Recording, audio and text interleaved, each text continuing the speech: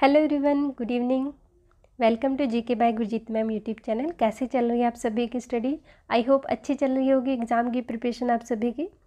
आज हम बात करते हैं BPSC assistant public sanitary waste management officer paper second and theory class 4। आज थ्योरी क्लास 4 रहेगी। इससे पहले 3 क्लासेस अपलोड हो चुकी हैं। जो फर्स्ट टाइम मेरे चैनल को देख रहे हैं तो आप चैनल की प्लेलिस्ट में जाकर थ्योरी क्लास देख सकते हैं। और पेपर फर्स्ट के लिए 7 वीडियो अपलोड हो चुकी हैं। पेपर सेकंड के लिए भी 7 वीडियो ऑब्जेक्टिव क्वेश्चंस की अपलोड हो चुकी हैं। तो आप वहां से वीडियोस को देख सकते हो और अपनी प्रिपरेशन को कंटिन्यू रख सकते हो। आज बात करते हैं लिक्विड वेस्ट मैनेजमेंट के बारे में। लिक्विड वेस्ट मैनेजमेंट की ये सेकंड क्लास रहेगी। स्टार्ट करते हैं। Liquid waste management, first of all बात करते हैं step of waste water treatment and the journey from the toxic water to pure water.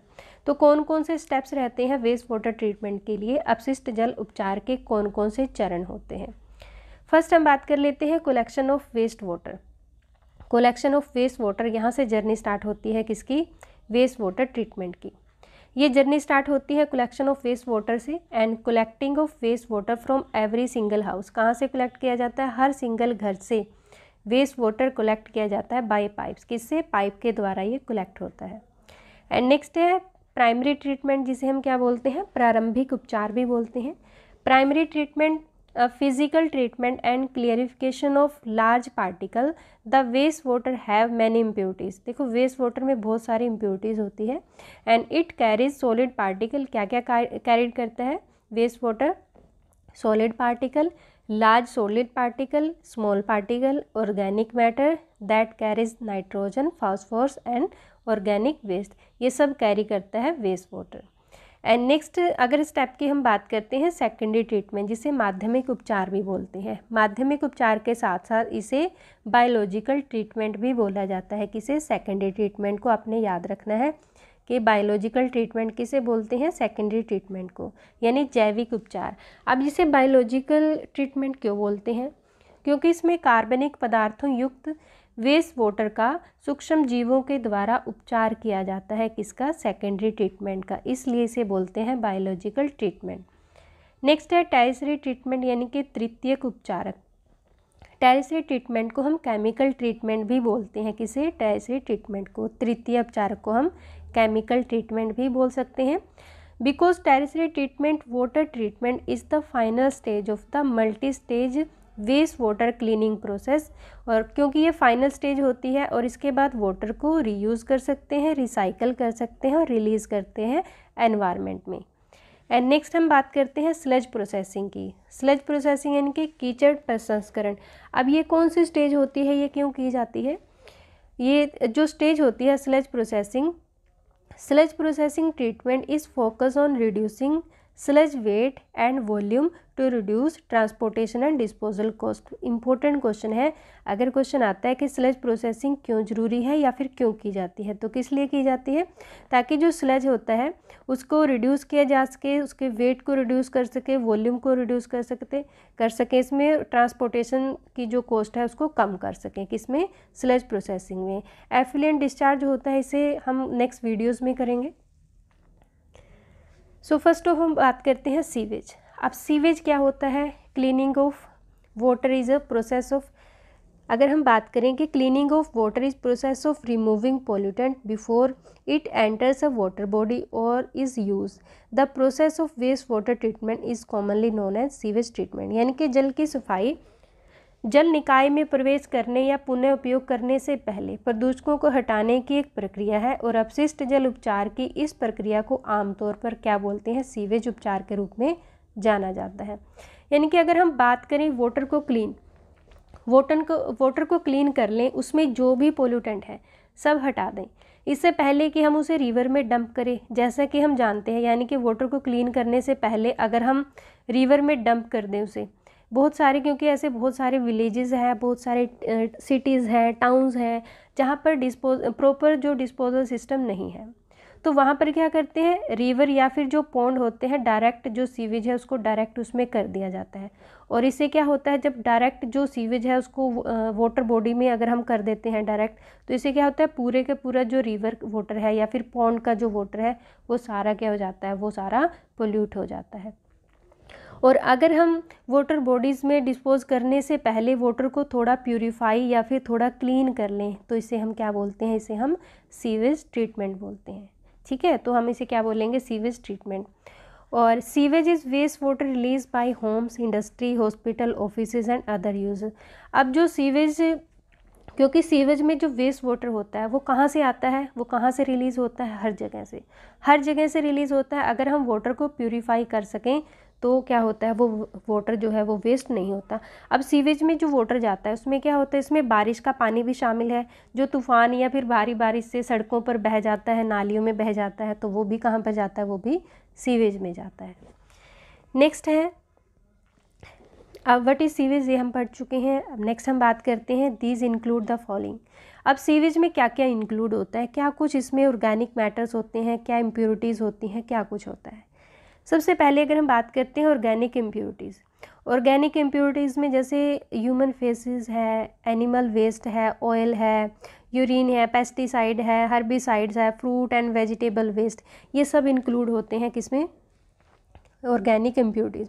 क्योंकि हमें पता है कि सीवेज किन किन चीज़ों से बना होता है, पानी के ऊपर अंदर कितनी सारी जो चीज़ें होती हैं वो सस्पेंडेड होती हैं, जो पानी को यानी कि वेस्ट वाटर, यानी कि जो पानी होता है उसे किस में कन्वर्ट कर देती है, उसे वेस्ट वाटर में कन्वर्ट कर देती है। हमने जान लिया कि ऑर्गेनिक इम्प्योरिटीज़ क्या होती है। सेकंड है इनऑर्गेनिक इम्प्योरिटीज़, जो हमारे फर्टिलाइज़र होते हैं उनमें जैसे नाइट्रोजन है, फॉस्फोरस है, फॉस्फेट है, अगर पानी में डिसॉल्व हो जाए तो पानी को इम्प्योर कर देते हैं, जो ऑर्गेनिक इम्प्योरिटीज़ है। जैसे न्यूट्रिएंट है, बैक्टीरिया, माइक्रोब्स, जो बीमारियों का कारण बनते हैं।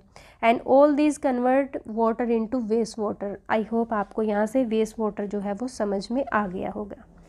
नेक्स्ट है प्राइमरी ट्रीटमेंट, यानी कि प्रारंभिक उपचार, जो बहुत इंपॉर्टेंट है। आपने हर एक पॉइंट को, हर एक लाइन को, हर एक वर्ड को अच्छे से सुनना है और नोट करना है, जो इम्पोर्टेंट होते हैं। अब प्राइमरी ट्रीटमेंट क्या होता है, यानी कि वाटर को, वेस्ट वाटर की जो ट्रीटमेंट की अगर हम प्रोसेस की बात करें, वो 3 प्रोसेस होते हैं, प्राइमरी, सेकेंडरी एंड टर्शियरी। सबसे पहले बात कर लेते हैं प्राइमरी ट्रीटमेंट। प्राइमरी ट्रीटमेंट में कौन कौन से कंपोनेंट को रिमूव किया जाता है, क्या क्या प्रोसेस यूज़ करते हैं, और प्राइमरी ट्रीटमेंट में कैरिड आउट किया जाता है जो लार्ज सस्पेंडेड पार्टिकल होते हैं, जो फ्लोटिंग मटेरियल होते हैं, जैसे लीव्स हैं, डिब्बे हैं, प्लास्टिक पैक है, एंड नैपकिन है, यानी कि जो पानी के ऊपर तैरते हैं। इन सब चीज़ों को रिमूव करने के लिए हम प्राइमरी ट्रीटमेंट का यूज़ करते हैं। अब प्राइमरी ट्रीटमेंट में हम किन किन टेक्निक को यूज़ करते हैं, कौन कौन सी टेक्निक है जिसमें प्राइमरी ट्रीटमेंट में हम यूज़ करते हैं। फर्स्ट ऑफ ऑल बात कर लेते हैं स्क्रीन की, यानी कि जिसे हम क्या बोलते हैं, बार स्क्रीन। एंड सेकंड है ग्रिड चैम्बर का यूज़ करते हैं। एंड थर्ड है स्कीमिंग टैंक का यूज़ करते हैं। फोर्थ है सेडिमेटेशन टैंक का यूज़ करते हैं, किसमें हम प्राइमरी ट्रीटमेंट में। कौन कौन से प्रोसेस है हमारे, बार स्क्रीन है, ग्रिड चैम्बर है, स्कीमिंग टैंक है, सेडिमेटेशन टैंक है। तो ये आपने याद रखने हैं कि कौन कौन सी टेक्निक है, कौन कौन से स्टेप्स हैं किसके, प्राइमरी ट्रीटमेंट के। एंड नेक्स्ट हम बात करते हैं, अगर हम प्राइमरी ट्रीटमेंट की बात करें, वेस्ट वाटर ट्रीटमेंट प्लांट, यानी कि अपशिष्ट जल उपचार संयंत्र।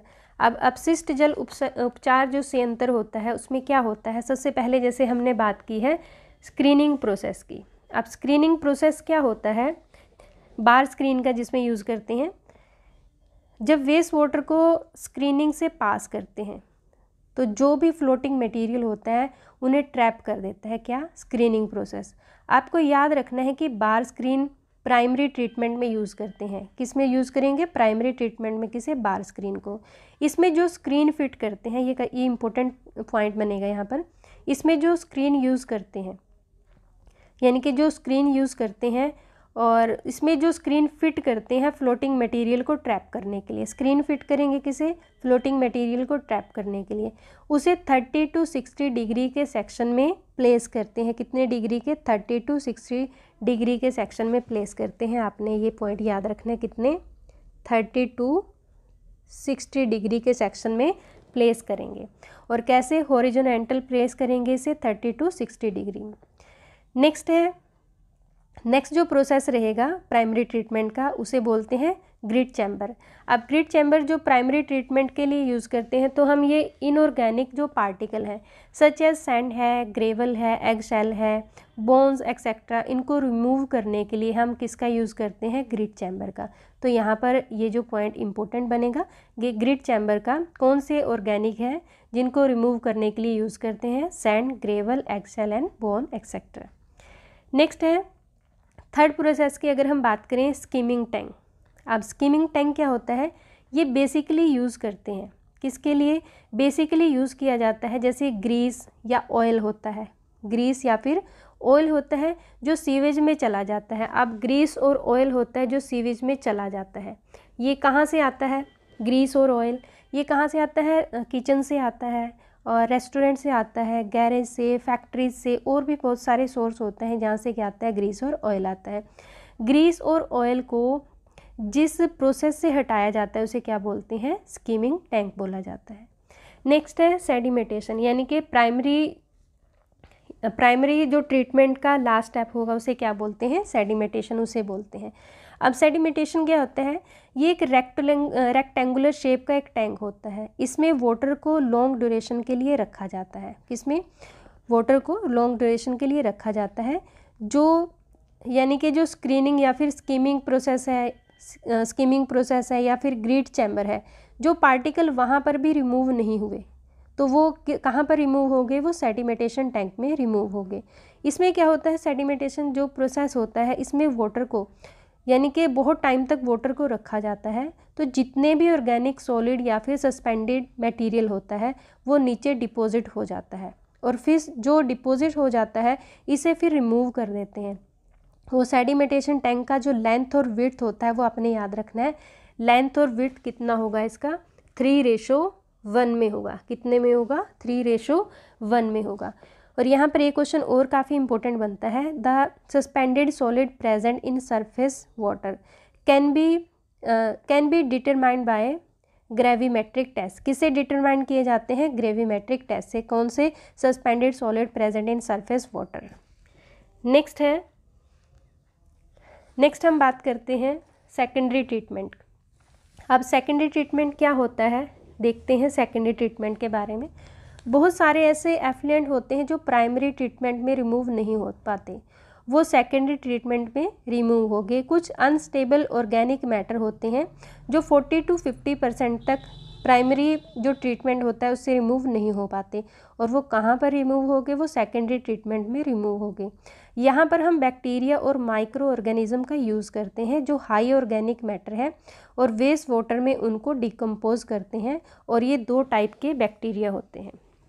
यानी कि सेकेंडरी ट्रीटमेंट की अगर हम बात करें तो this can be done by the biological flocculation and the precipitation, and they can setting out and the secondary sedimentation, and in secondary or biological treatment bacteria and other microorganism are used to decompose this fine organic matter, and this making effluent clearer, and the decomposition is done first under aerobic and then anaerobic condition depending upon the condition. Secondary treatment can be the 2 type, यानी कि जैविक फ्लूगेशन और the वर्षा द्वारा किया जा सकता है, और उसे अगर हम बात करते हैं सेकेंडरी यानी कि सेडिमेंटेशन माध्यमिक या फिर जैविक उपचार, इसमें सूक्ष्म जीव को विघटित करने के लिए बैक्टीरिया और अन्य जीवों का उपयोग किया जाता है, और इस प्रकार प्रवाह का अपघटन पहले के तहत किया जाता है, और एरोबिक और फिर अवायवीय स्थिति यानी कि जिसे हम बोलते हैं एरोबिक या फिर अनएरोबिक ट्रीटमेंट।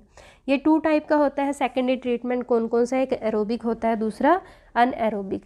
अब एरोबिक ट्रीटमेंट क्या होता है और अनएरोबिक ट्रीटमेंट क्या होता है ये समझ लेते हैं।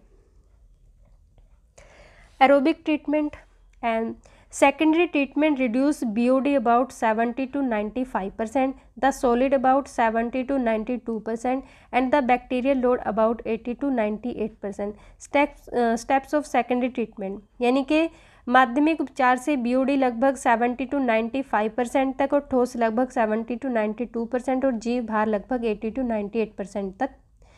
एंड एरोबिक ट्रीटमेंट की अगर हम बात करें, in aerobic treatment organic matter is oxide by means of aerobic bacterial and algae, and यानी कि एरोबिक उपचार में कार्बनिक पदार्थ एरोबिक बैक्टीरिया और शैवाल के माध्यम से ऑक्सीकृत होते हैं। एरोबिक ट्रीटमेंट में क्या होता है, यहाँ पर अच्छे से हम समझते हैं कि एरोबिक ट्रीटमेंट में होता क्या है। एरोबिक ट्रीटमेंट ऑर्गेनिक मैटर होते हैं, उनको ऑक्सीडाइज किया जाता है bye means of aerobic bacteria से, और ये एल्गी होते हैं। कॉमनली एरोबिक ट्रीटमेंट में जो प्रोसेस किया जाता है, जो टेक्निक है, वो आपने याद रखनी है किसके एग्जाम के पॉइंट ऑफ व्यू से। यहाँ पर एक बड़ा इंपॉर्टेंट क्वेश्चन बनता है कि वाटर का जो अनडिज़ायरेबल टेस्ट होता है या फिर कलरिंग होती है वाटर की, उसका कारण क्या होता है, वो किसके कारण होता है। यहाँ पर ये मैंने पॉइंट नोट किया है, ये आपने याद रखना है, किसके कारण होता है। यस, यहाँ पर ये क्वेश्चन बनता है कि वाटर का यानी कि इनडाइजायरेबल जो टेस्ट होता है, अनडिज़ायरेबल जो टेस्ट होता है, कलरिंग होती है वाटर में, उसका कारण क्या होता है, वो किसके कारण होता है, डिसॉल्व्ड गैसेस के कारण होता है। और हम इस प्रोसेस से रिमूव करते हैं, किस प्रोसेस से रिमूव करते हैं वाटर का जो कलरिंग है या फिर अनडिज़ायरेबल जो टेस्ट है, उसे किस प्रोसेस से रिमूव करते हैं, एरेटेड लैगून मेथड से उसे रिमूव किया जाता है। और ये किसमें, सेकेंडरी ट्रीटमेंट में होता है। ये तो हुई बात किसकी, एरोबिक ट्रीटमेंट की। नेक्स्ट हम बात करते हैं अनएरोबिक ट्रीटमेंट। अब अनएरोबिक ट्रीटमेंट क्या होता है। Anaerobic treatment is micro organism break down biodegradable material in the absence of oxygen. The process is used industrial और domestic purpose to manage waste और to produce fuel. किसके लिए किया जाता है ये, मैनेज वेस्ट और टू प्रोड्यूस फ्यूल, यानी कि इससे प्रोड्यूस फ्यूल भी प्रोड्यूस होता है। Anaerobic digestion is use as part of the process to treat biodegradable waste and the sewage sludge as part of integrated waste management system. Anaerobic digestion reduces to emission of landfill gases into the atmosphere. अब जैसे यहाँ पर मैंने कहीं काफ़ी इसमें point बताए हैं और इसमें कंपैरिजन भी किया है एरोबिक और एनारोबिक ट्रीटमेंट का। Aerobic process involve the decomposition of organic material into absence of CO2, यानी कि अवायवीय प्रक्रिया में O2 की अनुपस्थिति में कार्बनिक पदार्थों का अपघटन शामिल है। नेक्स्ट है anaerobic process is traditionally use for the treatment of waste water sludge. अवायवीय प्रक्रिया पारंपरिक रूप से अपशिष्ट जल कीचड़ के उपचार के लिए प्रयोग की जाती है। किसके लिए, अपशिष्ट जल कीचड़ के उपचार के लिए। थर्ड है compare to aerobic process anaerobic treatment are slower but save energy. Aerobic treatment की तुलना में जो अवायवीय उपचार है वो धीमे होते हैं, बट इससे जो एनर्जी होती है वो सेव होती है। Some aerobic process produce biofuel like biogas, and इसमें क्या होती है, इस प्रक्रिया में बायोगैस और जैव ईंधन का उत्पादन करती है।